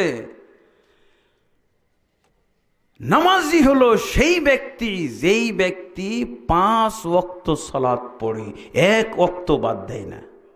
বুঝা গেছে? সংজ্ঞা পাইছেন এবার? 1 ওয়াক্ত। তাহলে এবার বেনামাজির সংজ্ঞাটা শোনেন। বেনামাজি হলো সেই ব্যক্তি যে ব্যক্তি 1 ওয়াক্ত নামাজ ছেড়ে দেয়। 1 ওয়াক্ত নামাজ ছেড়ে দিলে কি কম্পালসারিতে ফেল না? ফেল। বাস। তাহলে 1 ওয়াক্ত নামাজ ছেড়ে, যে ব্যক্তি 1 ওয়াক্ত নামাজ ছেড়ে দেয় সেই বেনামাজি। বুঝা গেছে? আর এক প্রকার বেনামাজি আছে, সেটা কি? 5 ওয়াক্ত সালাতই পড়ে কিন্তু রাসূল সাল্লাল্লাহু আলাইহি ওয়াসাল্লাম যেভাবে পড়তে বলেছেন ওইভাবে পড়ে না। কিভাবে পড়ে? হুজুরের পদ্ধতিতে পড়ে, তরিকা অনুযায়ী পড়ে, মাযহাব অনুযায়ী পড়ে, দেশি পদ্ধতিতে পড়ে। হ্যাঁ, তাহলে কি হবে? 5 ওয়াক্তই পড়ে কিন্তু 5 ওয়াক্ত পড়েও বেনামাজি। এই ব্যক্তি 5 ওয়াক্ত পড়েও বেনামাজি। এই ব্যাপারে একটা হাদিস এসেছে সহিহ বুখারীর মধ্যে। রাসূলুল্লাহ সাল্লাল্লাহু আলাইহি ওয়াসাল্লাম একদিন মসজিদে নববীতে বসা ছিলেন। মুসিউস সালাহ, এই হাদিসকে মুসিউস সালাহ বলা হয়, সালাতে ত্রুটিকারী ব্যক্তির নামাজ। তে মসজিদে নববীতে বসে আছে এক ব্যক্তি নামাজ পড়ে বের হয়ে চলে যাচ্ছে। আচ্ছা, যে ব্যক্তি রাসূলের সামনে নামাজ পড়তেছে এ কি আমাদের যুগের কোনো লোক ছিল? কোন যুগের লোক? নবীর যুগের লোক। নবীর যুগের লোক যে রাসূলকে দেখতেছে, রাসূলের সামনে সালাত পড়তেছে, এর নাম হলো সাহাবী। সাহাবীর সংজ্ঞা জানেন? যে ব্যক্তি রাসূলের সাথে সাক্ষাৎ করেছে ঈমান আনা অবস্থায়, ঈমানদার অবস্থায় রাসূলের সাথে সাক্ষাৎ করেছে, রাসূলের সাথে সাক্ষাৎ ঘটেছে, এই ব্যক্তিকে বলা হয় কি? সাহাবী। তাহলে সাহাবী নামাজ পড়তেছে আর রাসূলুল্লাহ সাল্লাল্লাহু আলাইহি ওয়াসাল্লাম সাহাবীর নামাজ দেখতেছেন, সে নামাজ কমপ্লিট করে বের হয়ে যাচ্ছেন। ওই সময় রাসূলুল্লাহ সাল্লাল্লাহু আলাইহি ওয়াসাল্লাম ওই ব্যক্তিকে লক্ষ্য করে বললেন, ইরজি' ফাসাল্লি ফাইন্নাকা লাম তুসাল্লি। হে সাহাবী, তুমি যে সালাতটা পড়েছো এই সালাতটা আমি দেখেছি, এই সালাত তোমার হয় নাই, আবার দোহরায়া পড়ো। কয় পার্সেন্ট হয় না আর কয় পার্সেন্ট হয়েছে এরকম কি বলছেন আল্লাহ রাসূল? টোটালি হয় নাই, 1% হয় নাই। তাহলে নামাজ পুরাই পড়েছে, নামাজ কমপ্লিট। আল্লাহু আকবার দিয়ে শুরু করলো, আসসালামু আলাইকুম রহমতুল্লাহ, আসসালামু আলাইকুম রহমতুল্লাহ, এই বলে তো কমপ্লিট করেছে সেই সালাত। কিন্তু আল্লাহ রাসূল ফতোয়া দিলেন কি? তুমি যে নামাজটা পড়েছো এই নামাজ হয় নাই। এভাবে যদি 5 ওয়াক্ত পড়ে তো হবে? 5 ওয়াক্ত পুরা পড়ে কিন্তু রাসূলের পদ্ধতিতে পড়ে নাই, সাহাবীর পদ্ধতিতে যদি কেউ পড়ে তো হবে? সাহাবী দুইটাই পদ্ধতি ছিল রাসূলের যুগে, একটা হলো রাসূলের পদ্ধতি আর একটা সাহাবীর পদ্ধতি। সাহাবী পদ্ধতিকে আল্লাহর রাসূল ক্যান্সেল করে দিলেন, তাহলে থাকলো কয়টা পদ্ধতি? একটা পদ্ধতি। সাহাবী পদ্ধতির সালাতেও সাহাবী পদ্ধতিতেও কেউ যদি সালাত পড়ে তার সালাত হবে না, নামাজ পড়েও সে বেনামাজি। বুঝা গেছে? 5 ওয়াক্ত নামাজ পুরা পড়তেছে তারপরও সে বেনামাজি। কারণ কি? রাসূলুল্লাহ সাল্লাল্লাহু আলাইহি ওয়াসাল্লাম বলছেন, সল্লু কামা রাআইতুমুনি উসাল্লি, তোমরা আমাকে যেভাবে সালাত পড়তে দেখো এইভাবে সালাত পড়ো। আর ওই সাহাবী ওইভাবে সালাত পড়ে নাই, তাই আল্লাহর রাসূল সাল্লাল্লাহু আলাইহি ওয়াসাল্লাম তার সালাতকে ক্যান্সেল ঘোষণা করেছিলেন। শুধু একবার নয়, 3 বার ক্যান্সেল করেছেন। এরপরে ওই লোক স্যারেন্ডার করে বলছে, ইয়া রাসূলুল্লাহ, এর চেয়ে সুন্দর সালাত আমি পড়তে জানি না। তখন রাসূলুল্লাহ সাল্লাল্লাহু আলাইহি ওয়াসাল্লাম সাহাবীকে নবী পদ্ধতির সালাত শিখিয়ে দিলেন। এই জন্য আমাদের বাজারে 2 রকম বই পাওয়া যায়। সালাতের বই কয় রকম পাওয়া যায়? সালাতুর রসুল আর সালাতুর রসুল পাওয়া যায়, আর শুধু নামাজ শিক্ষা। ফুটপাতে যেটা পাওয়া যায়, ফুটপাতে যে বই পাওয়া যায়, এটা কি? নামাজ শিক্ষা বই, নুরানি নামাজ শিক্ষা। এই যে কার নামাজ শিক্ষা বলে না, লেখা নাই। আমাদেরকে কোন নামাজ পড়তে হবে? নবী পদ্ধতির সালাত, সালাতুর রসুল, সালাতুন নবী, এই বই কিনবেন। ওই ভ্যানে বিক্রি করে আপনার গেটে এসে পৌঁছাই দিয়ে যায় নুরানি নামাজ শিক্ষা, এগুলো না। রাসূল সাল্লাল্লাহু আলাইহি ওয়াসাল্লাম যেই পদ্ধতিতে সালাত শিখিয়েছেন, এই পদ্ধতিতে কেউ যদি সালাত না পড়ে, সে পড়েও বেনামাজি। তার নামাজি হয় না, তো নামাজি নাকি ও? পড়েও তো বেনামাজি। আর যে ব্যক্তি 1 ওয়াক্ত 2 ওয়াক্ত শুধু জুমার নামাজ পড়ে, এরা কি নামাজি? আলহামদুলিল্লাহ, আজকে যে ওয়াজ হয়েছে আর আপনাদের বলে দিতে হবে না, আপনারাই শিখে গেছেন। হ্যাঁ, এখন বক্তাকে যে শিখান, যেই বক্তার সামনে 1 লক্ষ শ্রোতা আছে, এই বক্তাকে আপনারা নামাজের শিক্ষা দিতে পারবেন, নামাজের ওয়াজ শিখাইতে পারবেন তাকে। আচ্ছা, ইসলামের এই জ্ঞানগুলো, ইসলামের এই দলিলগুলো, কোরআনের এই দলিলগুলো যদি তারা পড়তো, জানতো, বুঝতো, তাহলে বক্তার শ্রোতা বেনামাজি থাকে কিভাবে বলেন? থাকা সম্ভব? তার মানে বক্তাও জাহেল, শ্রোতাও আরো জাহেল। এই জন্য জাহেল বক্তা আর জাহেল শ্রোতা মিলে গেছে, বুঝেছেন? এই জন্য এত এত ঢল নেমেছে, যেমন বক্তা তেমন শ্রোতা।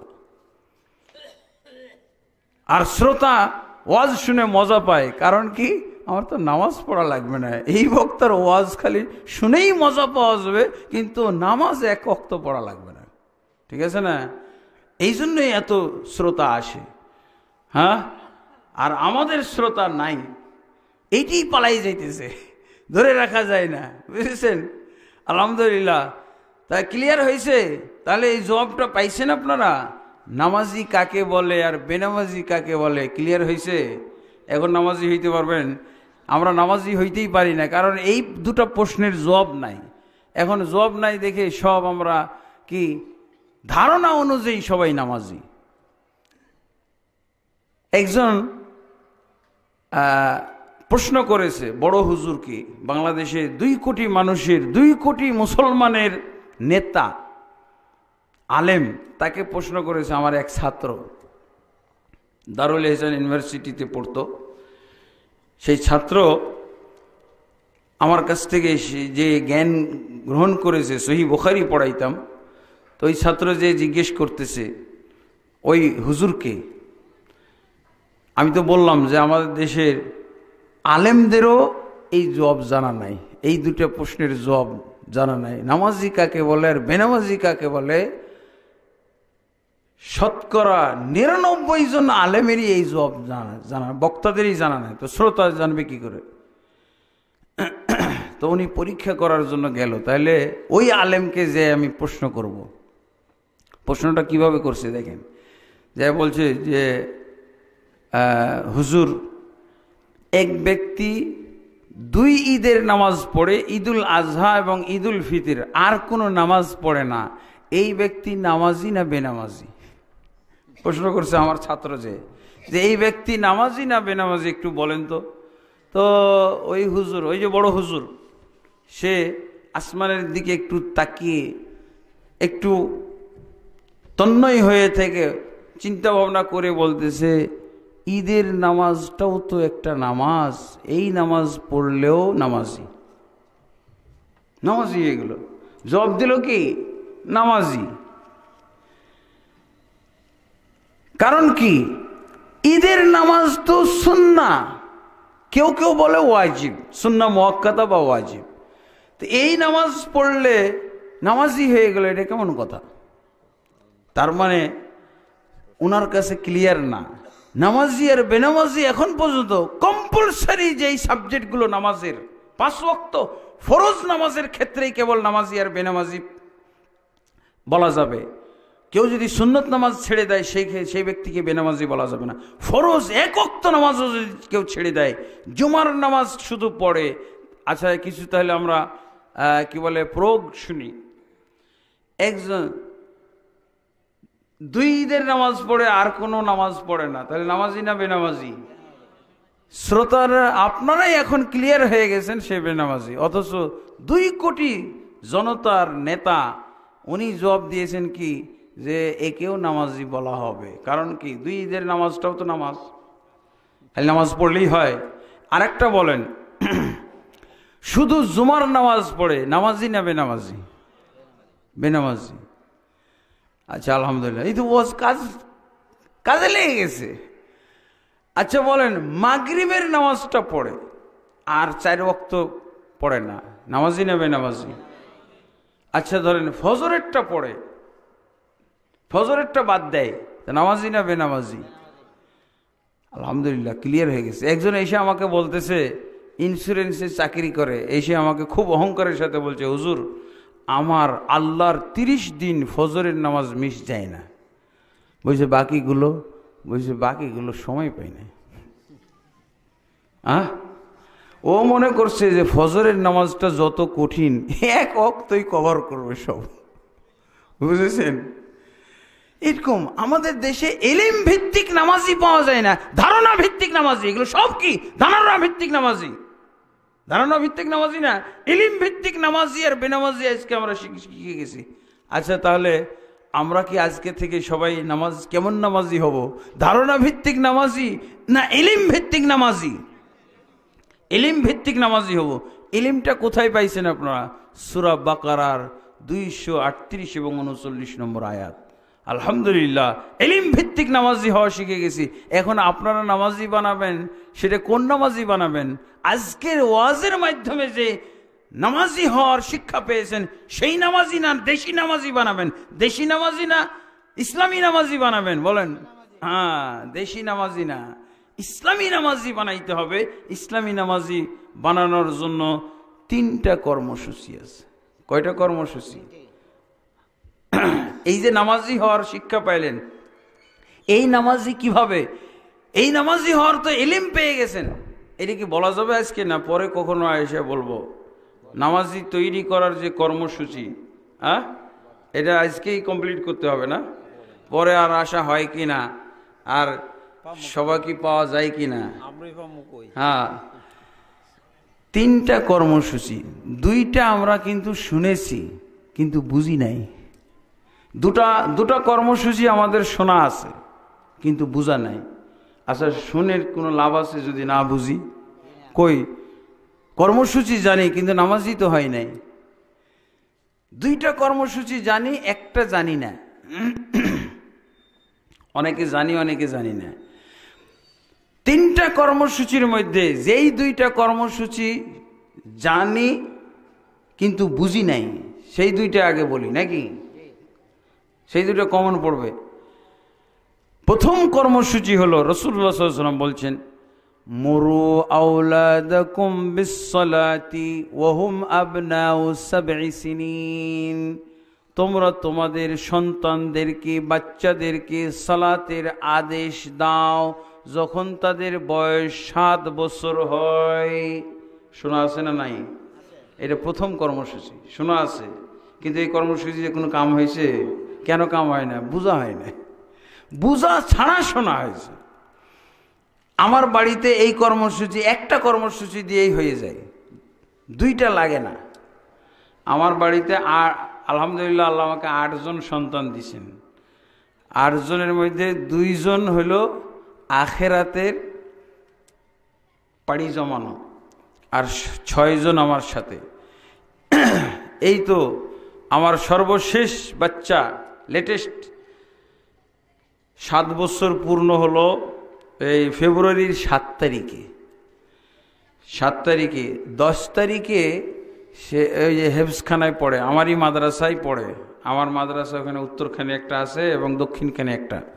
বাচ্চারা পড়ে প্লে গ্রুপ থেকে ক্লাস 10 পর্যন্ত পড়ে উত্তরখানের মাদ্রাসায়, আর অর্থাৎ দাখিল সেকশন পর্যন্ত। আর এর উপরে দাওরা হাদিস পর্যন্ত ছাত্ররা পড়ে দক্ষিণখানে। তা আমার এই বাচ্চা আমার ওই মাদ্রাসাতেই পড়ে হেফজ বিভাগে। সে বাসায় আসছে, প্রতিষ্ঠানেই থাকে, কারণ হেফজ বিভাগের পড়া তো ফজরের আগেও পড়ে, পরেও পড়ে। তো সেই বাচ্চা আমাকে বলতেছে, সবাইকে বলতেছে, যেদিন তার 7 তারিখে 7 বছর হয়েছে না, 10 তারিখের ঘটনা। আজকে কয় তারিখ? 24 তারিখ। 10 তারিখে বাসাতে আছে বাচ্চাটা, সবাইকে বলছে আম্মা ফজরের টাইমে আমাকে উঠাই দিন। আমাকে বলতেছে আব্বা ফজরের টাইমে আমাকে উঠাই দিন। হ্যাঁ, ওর ভাইয়েরাকে বলতেছে আসলাম ভাইয়া আমাকে ফজরের টাইমে উঠাই দেন, আসাদ ভাইয়া আমাকে ফজরের টাইমে উঠাই দিন। কতজনকে বলছে? আল্লাহু আকবার। নামাজি বানানোটা বাসায় অটো হয়ে গেছে আমার, একা একাই নামাজি হইতেছে। দেখেন এই বাচ্চাটা নিজেই এতজনকে বলে রাখতেছে ফজরের টাইমে উঠাই দিন। তো শুনেন, আল্লাহ রাসূল সাল্লাল্লাহু আলাইহি ওয়াসাল্লাম বলছেন, যখন বাচ্চাদের বয়স 7 বছর হয় তখন তাদেরকে সালাতের আদেশ দাও। আদেশ দেওয়ার জন্য কাকে অর্ডার করতেছেন আল্লাহ রাসূল সাল্লাল্লাহু আলাইহি ওয়াসাল্লাম? অভিভাবককে, পিতামাতাকে আদেশ দাও। আচ্ছা, আদেশ পালন করা কি ওই বাচ্চার ফরজ? আদেশ দেওয়া ফরজ, কিন্তু আদেশ পালন ফরজ নয়। আদেশ পালন কার পালা? বাচ্চাটার। আর বাচ্চার উপরে তো ফরজ হয় না কিছু, শিশু। আপনার আদেশ দেওয়াটা ফরজ, কিন্তু আদেশ পালন ফরজ নয়। ফরজ, আপনি তো বড় মানুষ, আপনি তো পরিণত মানুষ, আপনি পিতা, আপনি মা, কাজে আপনার উপরে আল্লাহর রসুলের যখন আদেশ এসেছে, আল্লাহর রসুলের আদেশ পালন করা ফরজ, আদেশ দেওয়া ফরজ, কিন্তু ওই শিশুর আদেশ পালন ফরজ না। আর এই আদেশ দিবেন কতদিন পর্যন্ত? 10 বছর বয়স পর্যন্ত আদেশ দিবেন। 5 কয়বার আদেশ দিবেন? 5 ওয়াক্ততেই আদেশ দিবেন। জোহরের টাইমে বাচ্চা নামাজ পড়ো, আসরের টাইমে বলবেন নামাজ পড়ো, মাগরিবের টাইমে বলবেন নামাজ পড়ো, এশার টাইমে বলবেন নামাজ পড়ো, ফজরের টাইমে বলবেন নামাজ পড়ো। কিন্তু সে পড়ল না, ও কি গুনাহগার হবে? কিন্তু আপনি নামাজ পড়ো এটা না বললে গুনাহগার হবেন। নামাজ পড়ো এই কথা কে বলতে বলেছে? রাসূলুল্লাহ সাল্লাল্লাহু আলাইহি ওয়াসাল্লাম বলতে বলেছেন। আপনি রাসূলের আদেশ লঙ্ঘন করলেন, রাসূলের আদেশ লঙ্ঘনের গুনাহ হবে না?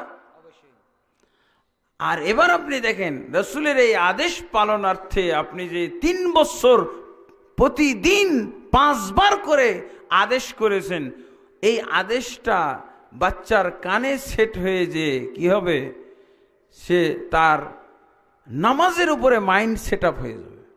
নামাজি আল্লাহ তার ব্রেনের ভিতরে নামাজ সেট করে দিবেন। গ্রাম অঞ্চলে এখন তো গরু দিয়ে হাল চাষ করা হয় না, চাষাবাদ করা হয়।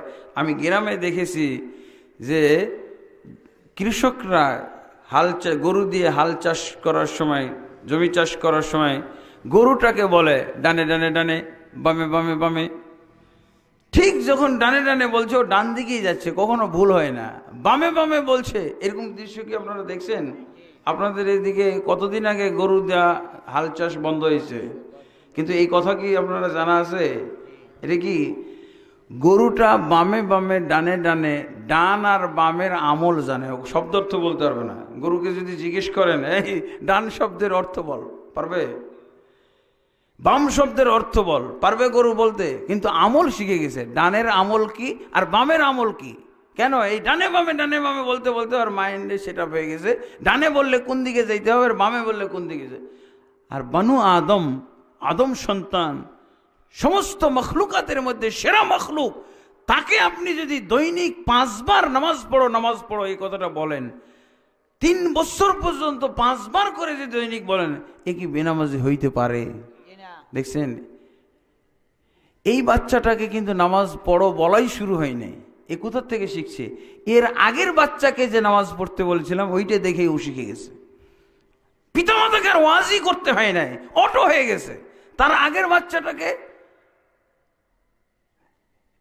আগের বাচ্চাটাকে তো দেখেছে নামাজ পড়ো, আলহামদুলিল্লাহ।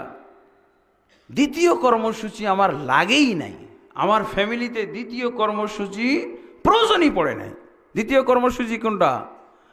যখন 10 বছর 3 বছর পর্যন্ত দৈনিক নামাজ পড়ো বলেছেন, এরপরও যদি নামাজি না হয়, 10 বছর পুরে গেছে, তাহলে আপনি কি করবেন? তাহলে আদেশ দেওয়ার পাশাপাশি বেতটাও ব্যবহার করবেন। বেত কে বলছেন এটা? রাসূলুল্লাহ সাল্লাল্লাহু আলাইহি ওয়াসাল্লাম। ওয়াদরিবুহুম আলাইহা ওয়া হুম আবনাউ আশর, এবং সন্তানদেরকে 10 বছর বয়স হয়ে গেলে তাদেরকে লাঠি দ্বারাও প্রহার করো, প্রহার করি নামাজ পড়ো, সালাত পড়াও। বলেন, এবার এই 10 বছর যে তাকে পিটাইতে হবে, এই পিটানোর সময় কতদিন? 5 বছর। 3 বছর আদেশ আর 5 বছর পিটাও।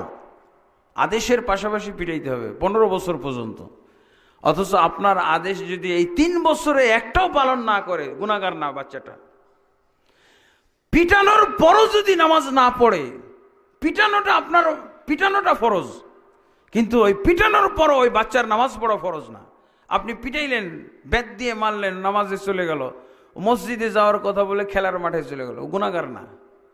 নামাজ না পড়ে খেলতে শুরু করেছে, তাও গুনাহগার না? কিন্তু আপনি যে না পিটান তো আপনি গুনাহগার, কারণ এতে করে আপনি কার আদেশ লঙ্ঘন করলেন? না পিটানোর রাসূলুল্লাহ সাল্লাল্লাহু আলাইহি ওয়াসাল্লামের আদেশ লঙ্ঘনের গুনাহ হবে না?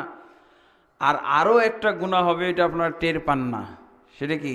3 বছর যদি কোনো বাচ্চাকে কেউ আদেশ না দেয়, তাহলে বেনামাজি তৈরি করার গুনাহ লেখা হবে। বেনামাজি কি এমনি হয় নাকি? সন্তানরা পিতামাতা বেনামাজি বানায়, বেনামাজি তৈরি করেছেন, বেনামাজি গঠন করেছেন, সেই গুনাহ লেখা হবে আপনার আমলনামায়।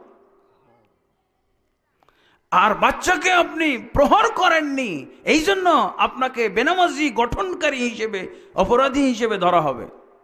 আপনি একদিক দিয়ে নামাজি আর একদিক দিয়ে বেনামাজি তৈরি করতেছেন। জয়টা সন্তান, তয়টা সন্তানকে বেনামাজি বানিয়েছেন আপনি না বুঝার কারণে। কর্মসূচি 2 কর্ম, পিটানোর পর আর কেউ বেনামাজি থাকতে পারে? আমি তো প্রথম কর্মসূচিতে 100% নামাজি পেয়েছি আমার ফ্যামিলিতে, 100%। প্রথম কর্মসূচিতে 100% নামাজি হয়েছে আমার পরিবারে। দ্বিতীয়টা লাগেই নাই, লাগবেও না, কারোই লাগবে না। কারো লাগবে? আর এই কর্মসূচির কথা শুনেই মাথা নষ্ট হয়ে যায়। হ্যাঁ, মানবতাবাদীদের মানবতা একেবারে সব উপসে পড়ে মানবতার ঠেলা। হ্যাঁ, অমানবিক ব্যাপার, বাচ্চাকে মারে, অথচ সে দুনিয়াবি কাজকর্মের জন্য বাচ্চাকে পিটাই না? অনেক পিতামাতা আছে পিটাইতে পিটাইতে বেহুশ করে হসপিটালে নিয়ে যায় দুনিয়াবি কারণে। আর আল্লাহ পিটাইলে, আল্লাহর আদেশে পিটাইলে তো গুনাহ হবে, নেকি হবে না? তারপরও কি ওইভাবে পিটাইতে বলছেন নাকি যাতে ভয় পায়, আতঙ্কিত হয়, তাই না? এই যে 3টা কর্মসূচির মধ্যে 2টা কর্মসূচি পিটাবেন কত বছর? 15 বছর পর্যন্ত, অথবা বালেগ হওয়ার পূর্ব পর্যন্ত পিটাইতে হবে, পিটানো লাগে না। আচ্ছা, এরপরে তাহলে প্রহর, 5 বছর প্রহর করলেন, এরপর বাচ্চাটা বালেগ হয়ে গেছে। বালেগ হয়ে যাওয়ার পরও নামাজ যদি না পড়ে, কল্পনাই করা যায় না বেনামাজি থাকতে পারে, 100% নামাজি হবে। তারপরও ধরে নিলাম যে বেনামাজি হইতেও পারে, 5 বছর প্রহর খেয়ে, লাঠিপিটা খেয়েও নামাজি হয় নাই, এটা কল্পনা করা যায় না। হয়তো 1000-এ 1জন পাওয়া যাইতে পারে, এরকম 1000-এ 1জন পাওয়া যাবে কিনা সন্দেহের ব্যাপার। এখন দেখেন, এখন 15 বছর বয়স হয়ে গেছে, নামাজ পড়ে না, কি করবেন? আদর। 15 বছরের আগ পর্যন্ত প্রহর, এরপরে কি আদর শুরু হবে? কি বলেন? সংহার। 3য় কর্মসূচি একেবারে মুসলিম সমাজকে বেনামাজি শূন্য করে ফেলবে। 3য় কর্মসূচিটা কি?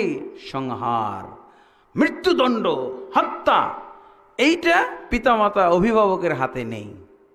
কি করবে? জন্ম নিবন্ধন সার্টিফিকেটটা যে থানাতে জমা দেবে যে আমার বাচ্চা আব্দুল করিম, এই যে দেখেন জন্ম নিবন্ধন অনুযায়ী 15 বছর বয়স হয়ে গেছে, অথচ নামাজ পড়ে না। থানাতে যে আপনি অথবা কোর্টে যে অভিযোগ করে আসবেন, আপনি মারতে পারবেন না। এটা এখন সরকারের 3য় কর্মসূচি কে পালন করবে? সরকার। থানাতে দিয়ে জমা দিয়ে আসবেন। আমি বলে থানাতে? ওরা তো সব পাক্কা বেনামাজি। ইসলামী রাষ্ট্রের থানা, ইসলামী রাষ্ট্রের কোর্টের কথা বললাম, তাই না? আপনি মারবেন না। আপনি এরপরে তৃতীয় কর্মসূচি আপনার হাতে নেই। কার হাতে? এটা সরকারের হাতে। আপনার দায়িত্ব হলো জন্ম নিবন্ধন সার্টিফিকেট জমা দিয়ে আসা।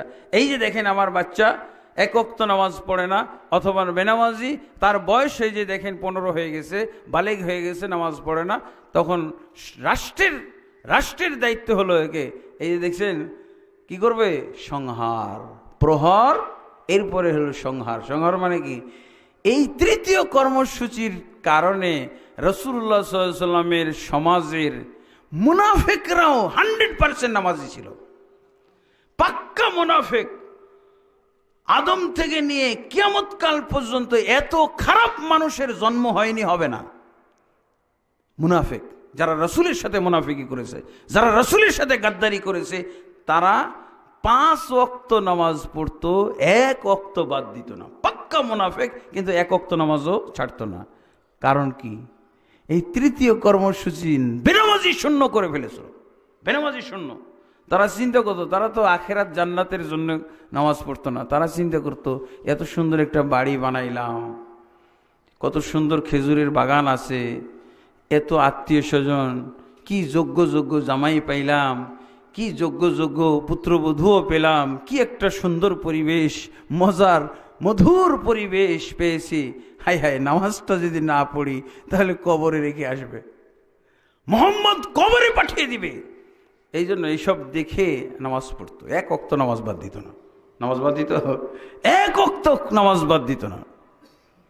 একজন আমাকে প্রশ্ন করছে যে রাসূলের যুগে কোনো বেনামাজিকে হত্যা করা হয়েছে, এর একটা নজির বলেন। বলছে নজির থাকবে কি করে? পাক্কা বেনামাজিরা তো 5 ওয়াক্ত নামাজি ছিল, তো বেনামাজি নাই তো আবার নজির কি? বেনামাজি শূন্য ছিল রাসূল সাল্লাল্লাহু আলাইহি ওয়াসাল্লামের যুগে। এই যে তৃতীয় কর্মসূচি শোনার পর এই আব্দুল্লাহ বিন উবাই বিন সুলুল 1 ওয়াক্ত নামাজ ছাড়তো না। বুঝেছেন? আব্দুল্লাহ বিন, মুনাফিকদের যে লিডার, সর্দার, সেও 1 ওয়াক্ত নামাজ ছাড়তো না। কারণ কি? ওর কারণ জান্নাত পাওয়া না, ওর কারণ বাড়িঘর, এই যে সহায় সম্পত্তি, খেজুরের বাগান, এটা সেটা, দোকানপাট, ব্যবসা বাণিজ্য, কত কি আত্মীয় স্বজন, কত দামি একটা ফ্যামিলি। আমি এই ফ্যামিলি থেকে আমাকে বিদায় করে দেওয়া হবে, হত্যা করে আমাকে কবরে পাঠিয়ে দেওয়া হবে, এই জন্য নামাজ পড়তো। 1 ওয়াক্ত নামাজ বাদ দিতেন। কিন্তু মুনাফিকদেরকে চেনা যাইতো কি দিয়ে? অলসতা দেখে বোঝা যেত। ওয়াক্ত বাদ দেওয়ার মাধ্যমে না, অলসতার মাধ্যমে বোঝা যেত এইটা অলস। এই যে দেখ, প্রতি ওয়াক্তে ওয়াক্তে খালি হাই ছাড়তেছে।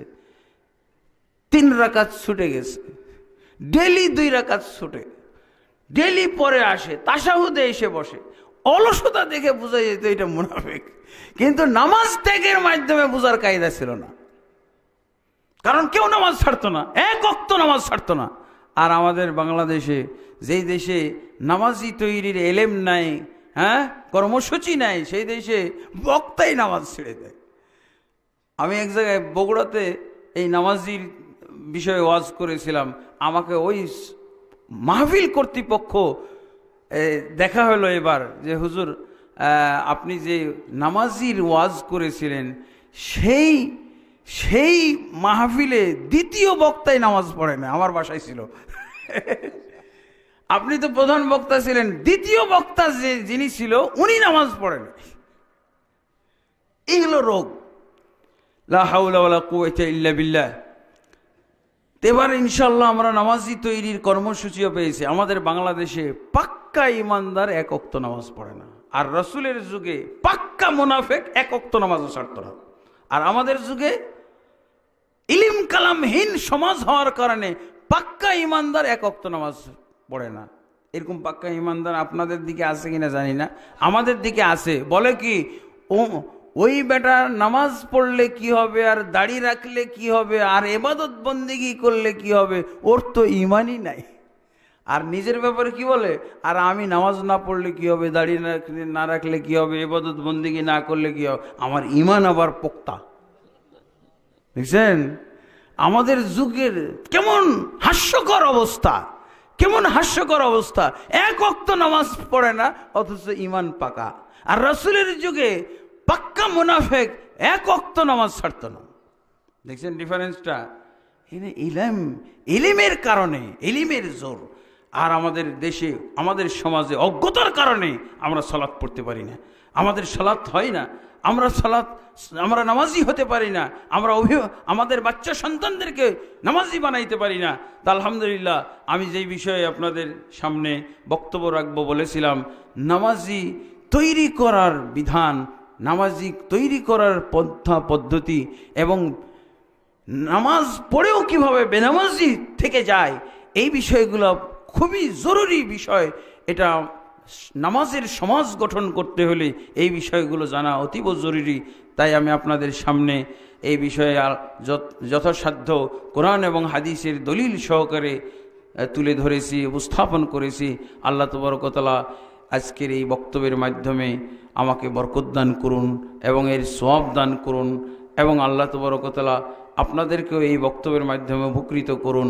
আল্লাহুম্মা আমিন। আস্তাগফিরুল্লাহ লি ওয়া লাকুম ওয়া লিসাইরিল মুসলিমিন ফাস্তাগফিরুহু ইন্নাহু হুয়াল গফুরুর রহিম। اللهم اصلح لنا ديننا الذي هو عصمة أمرنا، واصلح لنا دنيانا التي فيها معاشنا، واصلح لنا آخرتنا التي فيها معادنا، واجعل الحياة زيادة لنا في كل خير والموت راحة لنا من كل شر. اللهم أعز الإسلام والمسلمين وأذل الشرك والمشركين ودمر أعداءك أعداء الدين يا رب العالمين. اللهم أصلح ولاة وعلماء وعامة المسلمين وخذ بنواصيهم إلى صراطك المستقيم يا حي يا قيوم برحمتك نستغيث. آمين. سبحانك اللهم وبحمدك أشهد أن لا إله إلا أنت أستغفرك وأتوب إليك. السلام عليكم ورحمة الله وبركاته.